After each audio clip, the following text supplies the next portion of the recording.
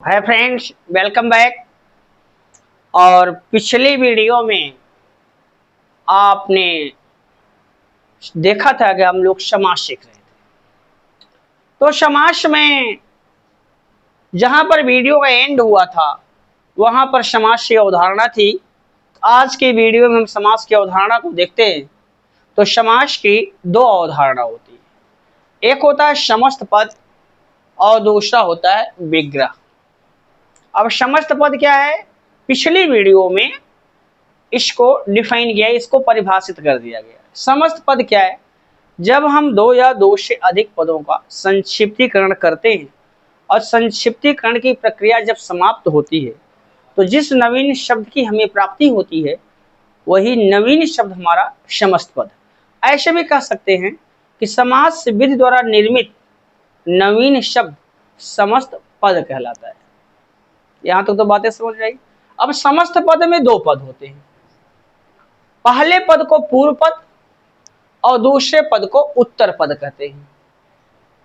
पहले पद को प्रथम पद और दूसरे पद को द्वितीय पद भी कहते हैं। विग्रह क्या होता है?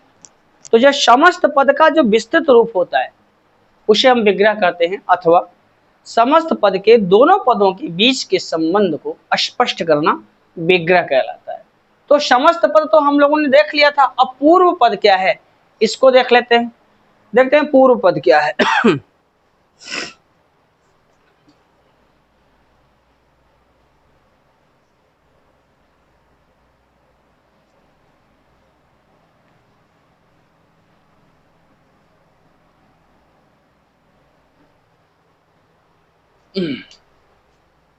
पहला हमारा पूर्व पद।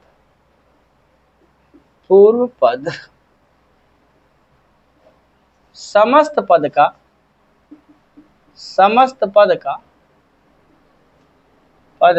पहला पद। पहला पद पूर्व पद कहलाता है। पूर्व पद कहलाता है। कहलाता है।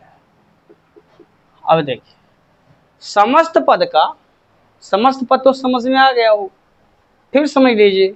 जब हम दो या दो से अधिक पदों का संक्षिप्तीकरण करते हैं और संक्षेपण की प्रक्रिया जब समाप्त होती है उसके बाद जिस नवीन शब्द को हम निकालते हैं वही नवीन शब्द हमारा समस्त पद कहलाता है। और समस्त पद का जो विस्तृत रूप होता है उसे हम विग्रह कहते हैं। और समस्त पद का जो पहला पद होता है उसे हम पूर्व पद कहते हैं। अब देखते हैं उत्तर पद क्या है।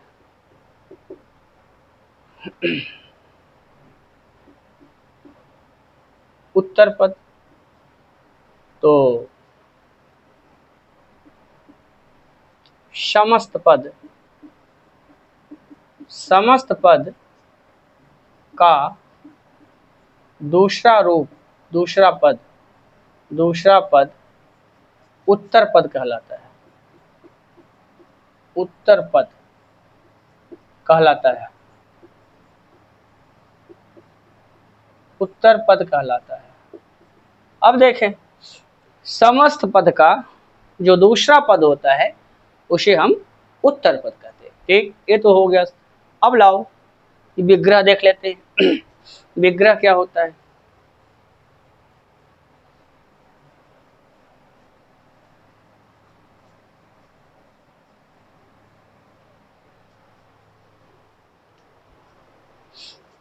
दूसरा हमारा है, उधर तो हमारा समस्त पद था, यहाँ हमारा विग्रह।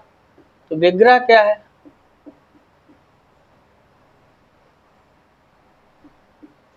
समस्त पद के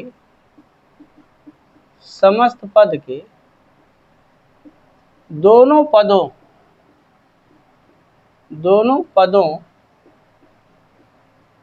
के बीच के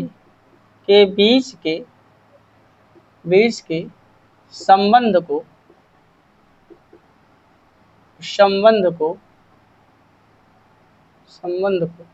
स्पष्ट करना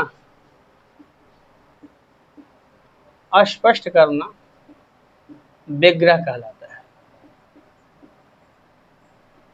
विग्रह कहलाता है।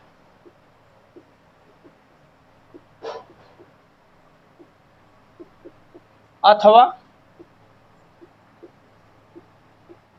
समस्त पद का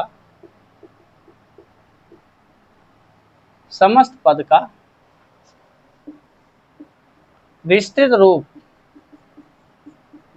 रूप विग्रह कहलाता है।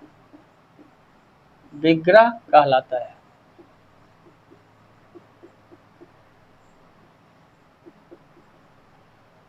तो समझ में आ गया होगा। समस्त पद का जो विस्तृत रूप होता है वह विग्रह कहलाता है। ठीक, यहां विग्रह से तात्पर्य, यहां विग्रह से तात्पर्य तोड़ने या अलग करने से है। अलग करने से है। यहां विग्रह से तात्पर्य तोड़ने या अलग करने से, तोड़ने या अलग करने से। अब आप समस्त पद, पूर्व पद, उत्तर पद, विग्रह तो जान गए। आइए देखते हैं।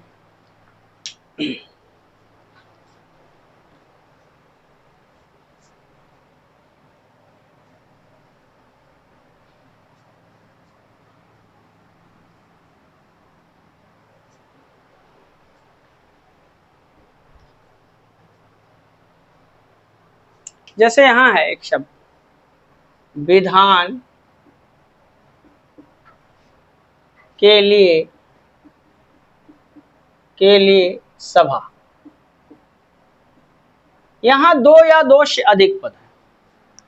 अब जब हम इनका संक्षिप्तीकरण करेंगे तो इनके संक्षेपण की प्रक्रिया जब समाप्त होगी तो एक नवीन शब्द आएगा, वो समस्त पद होगा। ठीक, जैसे बराबर क्या हुआ, विधान सभा। विधान सभा, अब ये हमारा क्या है, विधानसभा। ये ही हमारा जो है, ये विधानसभा शब्द जो है यही हमारा क्या हो गया। इसका जब हमने संक्षेपण किया तो ये नवीन शब्द हमको मिल रहा है, ये समस्त पद हो गया। क्या हुआ, ये हमारा हो गया समस्त पद।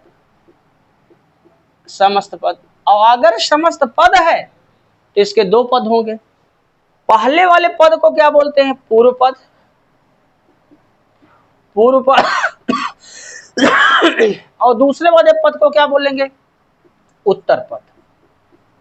उत्तर पद।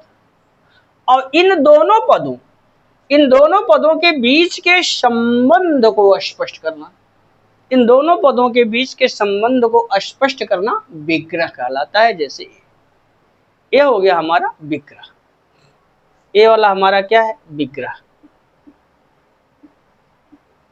विग्रह, विग्रह से तात्पर्य तोड़ने या अलग करने से। आइए देखते हैं आगे।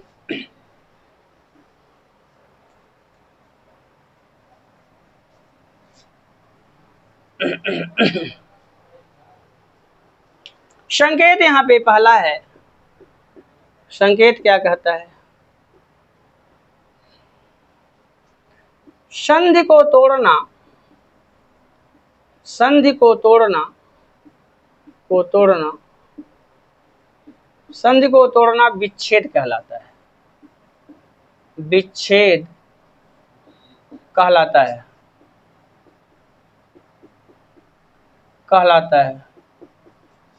कहलाता है। जबकि समास को तोड़ना, जबकि समास को तोड़ना, समास को तोड़ना, विग्रह कहलाता है। विग्रह कहलाता है।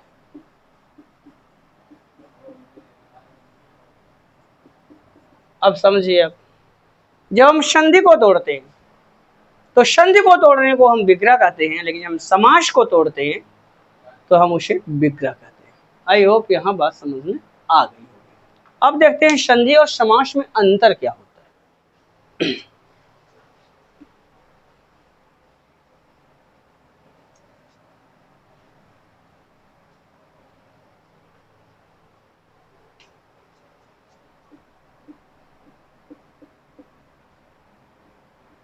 संधि और समास में अंतर, समास में अंतर। संधि और समास में अंतर, ये देखिए पहला पॉइंट यहाँ है, क्या अंतर होता है संधि और समास में, इसको देखते हैं। संधि में दो वर्णों का मेल होता है, दो वर्णों का मेल होता है,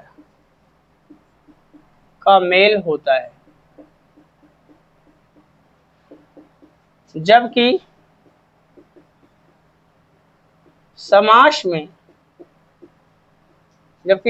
में दो पदों का मेल होता है, दो पदों का मेल होता है।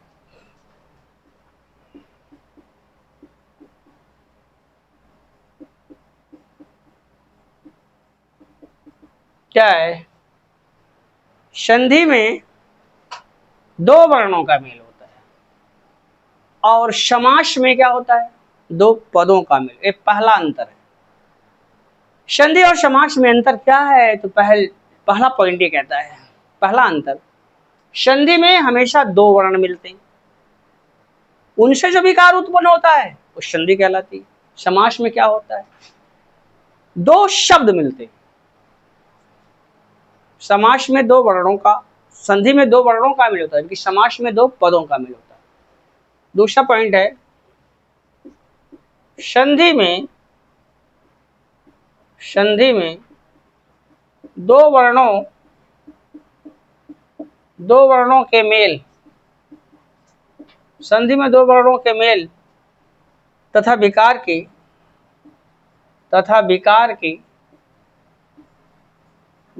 संभावना रहती है,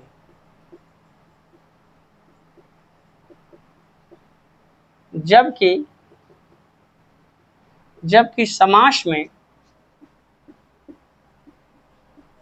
समास में पदों के प्रत्यय का लोप हो जाता है, पदों के प्रत्यय का लोप हो जाता है। अब यहां समझिए, ये कह रहा है, पहला अंतर तो पता है कि संधि में दो वर्णों का मेल होता है, समास में दो पदों का मेल होता है। दूसरा अंतर है कि संधि में दो वर्णों के मेल तथा विकार की हरदम संभावना बनी रहती है, लेकिन समास में पदों का जो प्रत्यय होता है उसका लोप हो जाता है। पॉइंट तीसरा अंतर क्या है, जरा देखते हैं इसको, तीसरा अंतर क्या है।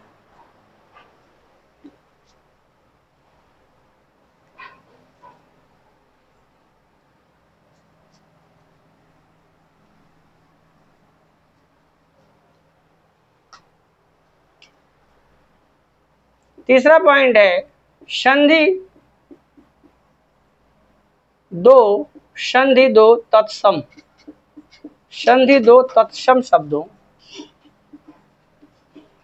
शब्दों का मेल होता है, दो तत्सम शब्दों का मेल होता है।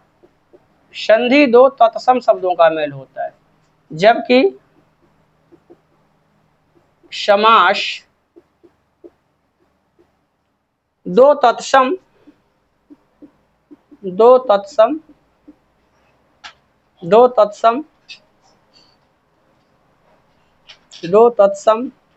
तद्भव देशज व विदेशज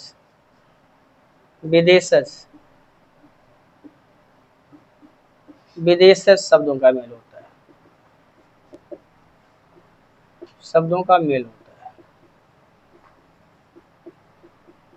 ये अब देखो, कहता है कि संधि में जो दोनों शब्द आपस में मिलते हैं, जो दोनों वर्ण आपस में मिलते हैं,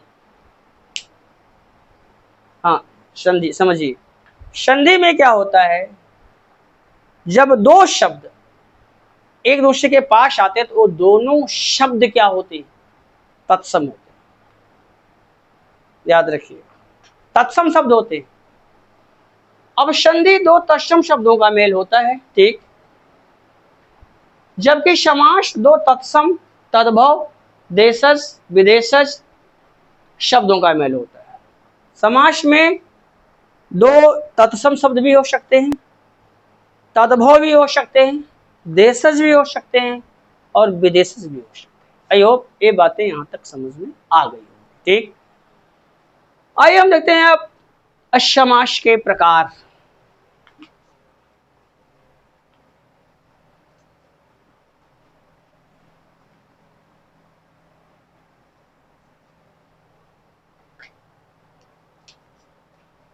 समास के प्रकार,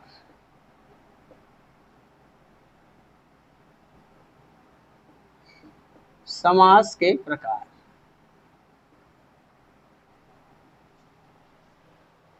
ये देखिए, वैसे तो हिंदी में समास के अनेक प्रकार हैं, लेकिन पदों की प्रधानता के आधार पर इसके 6 प्रकार होते हैं। फिर समझिए, वैसे तो हिंदी में समास के अनेक प्रकार होते हैं, लेकिन अगर पदों की प्रधानता की बात करें तो पदों की प्रधानता के आधार पर समास के 6 प्रकार होते हैं। आइए देखते हैं वो 6 क्या क्या है।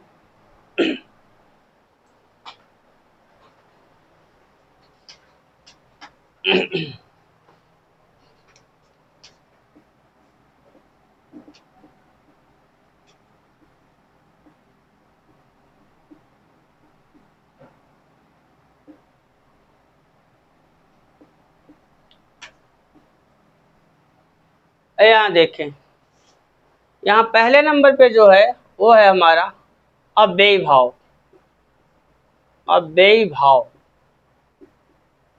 पहला है, अव्ययी भाव। पहले नंबर पे अव्ययी भाव समास।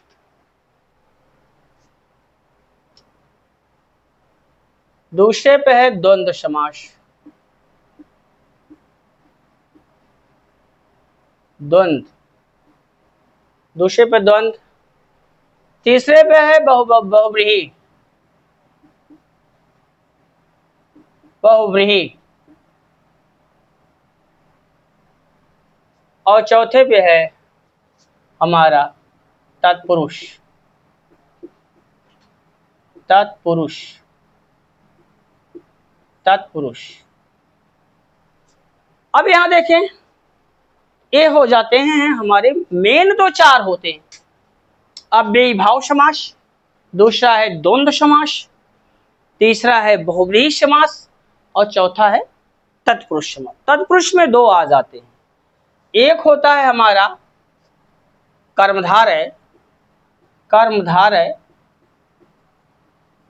कर्मधारय। और दूसरा होता हमारा वो है दिगु। दिगु।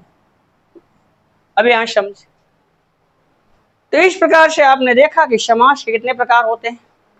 समास के प्रकार की बात करें तो इसके वैसे तो हिंदी में समास के अनेक प्रकार हैं, लेकिन अगर आप पदों की प्रधानता की बात करेंगे इसके 6 प्रकार होते हैं। पहले नंबर पे है अव्ययी भाव समास। क्या विशेषता इसकी है, यहां जान लेते हैं।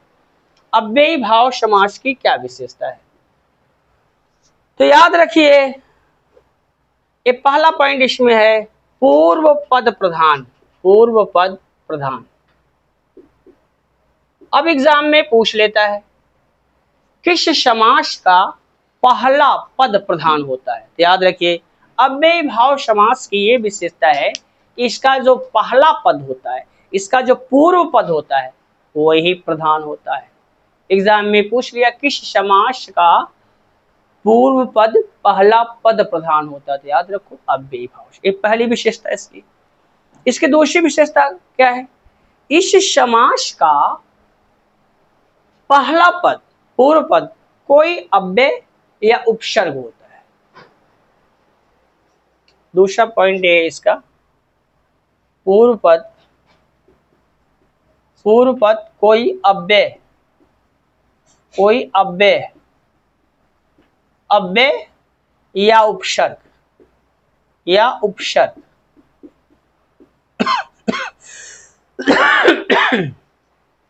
पूर्व पद कोई अव्यय होगा या उपसर्ग होगा। कैसे इसे देखते हैं, जैसे यहां है प्रतिदिन, प्रतिदिन।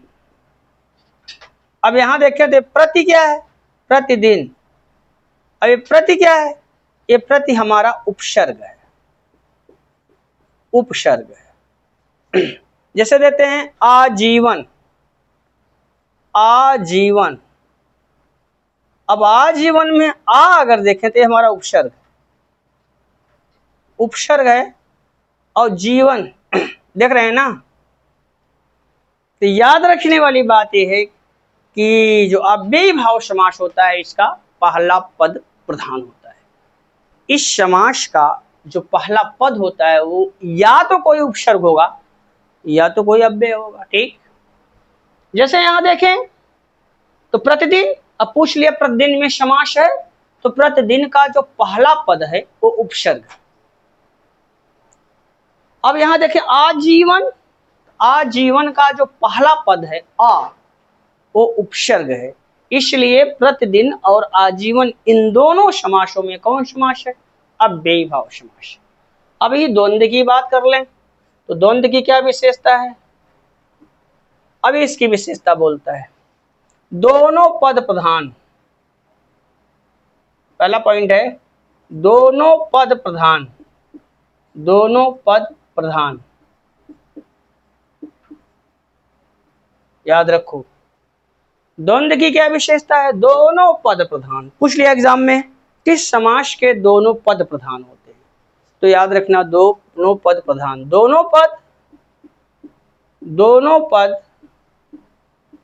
एक दूसरे के विलोम, एक दूसरे के विलोम, के विलोम, विलोम या पूरक, या पूरक। दोनों पद या तो एक दूसरे के विलोम होंगे और या तो एक दूसरे के पूरक होंगे। ठीक, अब यहां एग्जांपल देख लेते हैं। जैसे तो जैसे में यहां है माता पिता, माता पिता, माता पिता। ठीक, यहां माता पिता। जैसे आग पानी, ऐसे आग पानी, आग पानी, ये दोनों क्या है, एक दूसरे के विलोम, एक दूसरे के विलोम, एक दूसरे के विलोम। अब माता पिता और आग पानी, माता पिता के दोनों पद और आग पानी के दोनों पद एक दूसरे के क्या है, विलोम है। लेकिन फिर यहीं देख लें, जैसे हवा पानी, हवा पानी, हवा पानी, दाल रोटी, दाल रोटी, ये क्या है, एक दूसरे के, एक दूसरे के पूरक, एक दूसरे के पूरक, एक दूसरे के पूरक। अब यहां पे देखें हवा पानी और दाल रोटी, इसके दोनों पद जो हैं हवा और पानी एक दूसरे के क्या है, पूरक है। दाल और रोटी एक दूसरे के पूरक। तो याद रखो दोनों समास की विशेषता क्या है, इस समास के दोनों पद प्रधान होते हैं।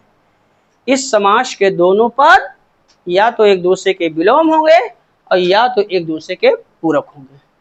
यहां देख लेते हैं बहुव्रीहि की विशेषता। तो बहुव्रीहि में क्या है,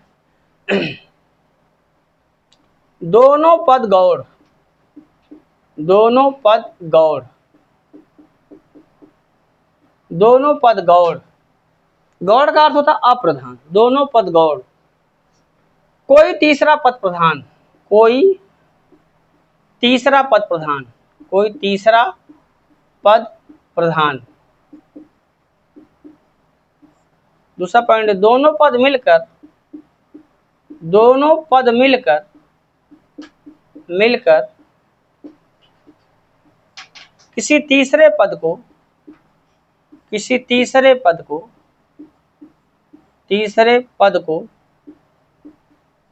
पद को प्रधान बनाते हैं, प्रधान बनाते हैं, बनाते हैं। जैसे यहां ले लें, जैसे घन श्याम, घन श्याम, तो बराबर घन के समान है जो श्याम, घन के समान है जो श्याम, घन के समान है जो श्याम, श्याम अर्थात श्री कृष्ण, अर्थात श्री कृष्ण, अर्थात श्री कृष्ण। यही श्री कृष्ण जो है ये तीसरा पद है, तीसरा पद, यही प्रधान है, यही प्रधान, यही प्रधान। बहुब्रीहि समास की यह विशेषता है, इसके दोनों पद गौड़ होते हैं। एग्जाम में पूछता है किस समास के दोनों पद गौड़ होते हैं, तो याद रखो इसके दोनों पद गौड़ होते हैं और कोई तीसरा पद प्रधान होता है। दोनों पद आपस में मिलते हैं और किसी तीसरे पद को प्रधान बनाते हैं। जैसे आपने देखा घन श्याम, तो घन और श्याम, घन और श्याम इसमें दो पद है, पूर्व पद उत्तर पद, लेकिन दोनों गौड़ हैं, लेकिन श्री कृष्ण के रूप में एक नया अर्थ धारण करते हैं, इसलिए घनश्याम में क्या है, बहुब्रीहि समास। आइए कर्मधारय की बात कर लें, तत्पुरुष की बात कर ले। तत्पुरुष का क्या, पूर्व पद गौड़ उत्तर पद प्रधान, पूर्व पद गौड़, गौड़ उत्तर पद प्रधान, उत्तर पद प्रधान, पूर्व पद गौड़ उत्तर पद प्रधान। जैसे जैसे राजकुमार, जैसे राजकुमार, जैसे राजकुमार। अब राजकुमार में क्या है, पूर्व पद क्या है, वो गौड़ है, और कुमार जो है वो क्या है, प्रधान है। ठीक, तो याद रखो तत्पुरुष समास की विशेषता है कि इसका पहला पद गौड़ होता है और दूसरा पद इसका प्रधान होता है, जैसे आपने देखा राजकुमार। अब देखते हैं कर्मधारय की बात कर लें, तो कर्मधारय का क्या है, पहला पॉइंट पूर्व पद गौड़, पूर्व पद गौड़, पूर्व पद गौड़ उत्तर पद प्रधान, उत्तर पद प्रधान, पहली बात याद रखो। दूसरा पॉइंट है इसमें है पूर्व पद, पूर्व पद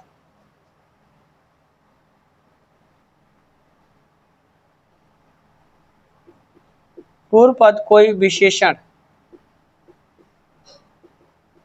विशेषण उपमान, उपमान। उत्तर पद, उत्तर पद विशेष, विशेष उपमेय, उपमेय। अब यहां समझिए, जो कर्मधारय होता है, कर्मधारय की विशेषता जानिए। कर्मधारय एक ऐसा समास होता है, इसका पहला पद गौड़ होता है और इसका दूसरा पद क्या होता है, प्रधान होता है। अब पहले पद को देखें, पहला पद या तो कोई विशेषण होगा, या तो कोई क्या होगा, या तो पहला पद क्या कोई विशेषण होगा या उपमान होगा, और दूसरा पद विशेष होगा या उपमेय होगा। कहने का मतलब इसके दोनों पदों, कर्मधारय समास के दोनों पदों में जो संबंध होता है वो विशेषण विशेष का होता है, उपमान उपमेय का होता है। कहने का मतलब ये है, अगर कोई ऐसा समास लें जिस समास का पहला पद विशेषण हो और दूसरा पद विशेष हो, उसमें याद रखना कर्मधारय समास होगा। कोई ऐसा समास लें जिसका पहला पद उपमान हो, दूसरा पद उपमेय हो, उसमें हमेशा याद रखना कर्मधारय समास होगा। तो याद रखो, याद रखने की बात यह है इसमें कर्मधारय में इस समास के दोनों पदों में जो संबंध होगा विशेषण विशेष का होगा, उपमान उपमेय का होगा। ठीक, कैसे इसे यहां देख लेते हैं, जैसे यहां देख लेते हैं, जैसे नीलकंठ, नीलकंठ। अब देखें यहां नीलकंठ, तो नीलकंठ में पूछ लिया समास है, तो यहां पे जो नीला है वो हमारा विशेषण है। ठीक, और जो कंठ है वो हमारा क्या है, विशेष है। याद रखिए नीलकंठ, ये नील हमारा क्या है, नील जो हमारा विशेषण है। तो इस दोनों, इस समास के दोनों पदों में कौन संबंध है, कैसा संबंध है, विशेषण विशेष का है। ठीक, अब देखें जैसे चंद्रमुख, क्या लौह पुरुष, लौह पुरुष। अब पूछ लिया लौह पुरुष में समास है। अब लौह पुरुष है मान लो, तो लौह पुरुष के दोनों पदों में क्या संबंध है? उपमान और उपमेय। लौह क्या है? उपमान है, और पुरुष क्या है? उपमेय है। तो जिस समास के दोनों पदों में विशेषण विशेष उपमान उपमेय का संबंध होता है वो कम धारे होता है। दिगु की बात कर लें तो दिगु एक ऐसा समास है, इसका पहला पद कोई संख्यावाची विशेषण होता है। क्या होता है? कोई संख्यावाची विशेषण होता है जो विशेषण के रूप में दूसरे पद की विशेषता बतलाता है। जैसे यहां लेते हैं तिराहा, तिराहा, चौराहा, चौराहा, त्रिभुज, त्रिभुज, जैसे दशानन, दशानन, etc। याद रखो दिगु समास की क्या विशेषता है? इसका पहला पद कोई संख्यावाची विशेषण होता है जो विशेषण के रूप में दूसरे पद की क्या करता है? विशेषता प्रकट करता है। तो ये आपके सामने एक डायग्राम दिया गया समास एट ए ग्लांस, एक झलक में समास को कैसे थे। एक बार फिर रिवीजन मारते हैं हल्का सा।